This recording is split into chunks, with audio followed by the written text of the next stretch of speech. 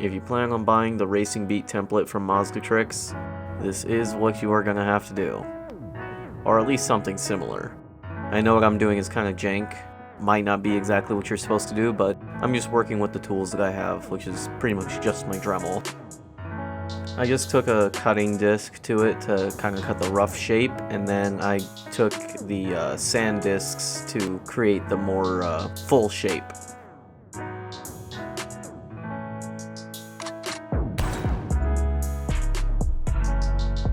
The tape provides a nice little layer of protection for in case your bit skips and ends up hitting on the surface. It can actually really prevent a major situation, so long as you're using the right bit. Right off the bat, everything feels really comfortable. It feels really fun to do this. It's very time consuming, but still enjoyable. And I may have spoken a little bit too soon, again. So at this point, exactly what I had mentioned earlier happened. The bit skipped, and as you can see, it hit right onto the face, and the duct tape did absolutely nothing to protect it. It's the tape's fault, not mine. Just kidding. It was 100% my fault. The reason why? I was using the wrong bit. The bit that I was using was a cylindrical bit with a clean cut at the top. So it's very sharp. If you put it at an angle, it's just going to cut straight through. So that's exactly why it cut so deep and so harshly into the iron face. You want to use a bit that looks more like this, kind of like a little pineapple, or even this other Q-tip looking one. I'm still continuing on because even though I may have already screwed up this iron, I still want to get the practice in. One positive we can pull out of this is that now I have a practice/warm-up iron. It's always good to have an iron on hand that you can start on to get a feel for the iron again, like the feel of the metal. That way you feel more comfortable when you're actually working on the iron that you want to work on.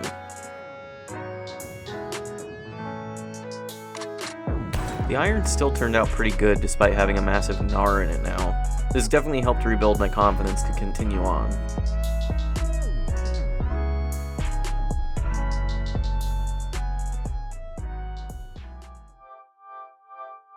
I went ahead and got another iron. You can see here I got the new one on the right, and I'm practicing on the one that I already screwed up on.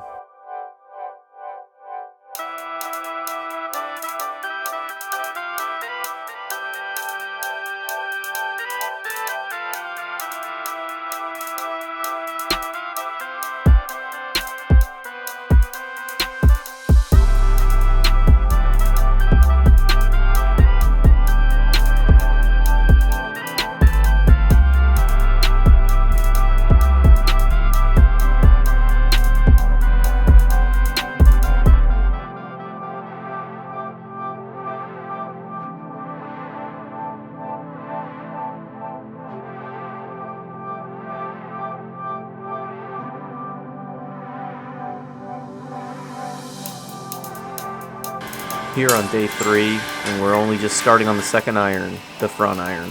I expected to be on the third iron by now, or completely done. However, I'm glad that I'm taking my time. Even if I did screw up already, there's no reason to try and rush through this. Even though the mess up was because of the bit, I still double up and triple up on the tape just to be safe.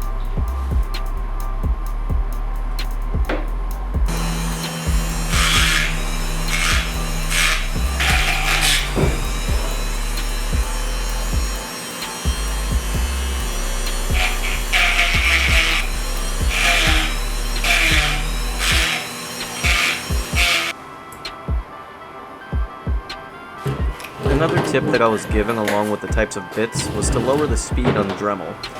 You'll notice throughout the video I actually used many ranges of speeds during the process. It's mainly a comfortability thing for myself, but the slower it goes, the less chance it has to fully skip on you. It may still skip, but your chances of game-ending damage is significantly lower. Don't get me wrong, this will greatly increase the time it takes for you to finish the job, but it's going to give you a better shot of actually completing it. I also recommend investing in a pair of Bluetooth earbuds and some headphones that you'd normally take to the range if you don't have some already. This will not only save your ears from the long and grueling sound of your Dremel or grinder, but it makes the process that much more therapeutic. One trick I learned along the way was to create starting edges.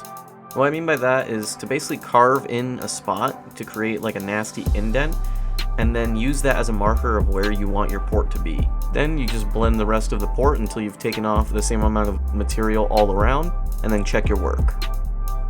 Here is yet another trick. When it comes time to smooth the lip from the runner, put down duct tape where I'm putting mine. This will protect your iron as you sculpt the lip. You want it to be nice and round. From the factory, they have tons of casting marks and a pretty nasty edge. Taking the edge off takes a second, but the rest of the smoothing can take some time. I also forgot to mention that I'm using this sanding stone to create a nice smooth edge, but obviously not too smooth. Another tip for when you're porting is to make sure that your port is smooth, but not too smooth. Why not too smooth though?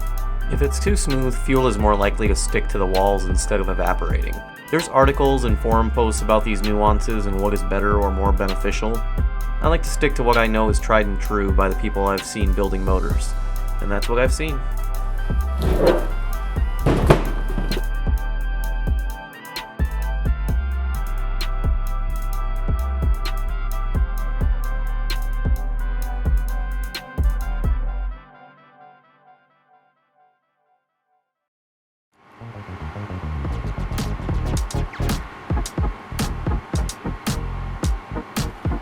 So this iron is obviously the most work since it's two sides, but we're not worried one bit.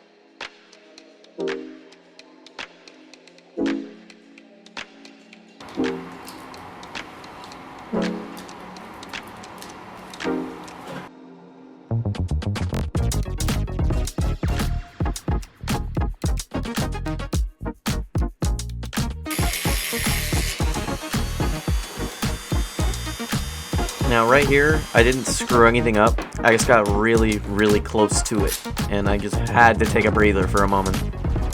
You can already imagine how worried I am at the moment because this is the last face of the last iron. Let's continue on.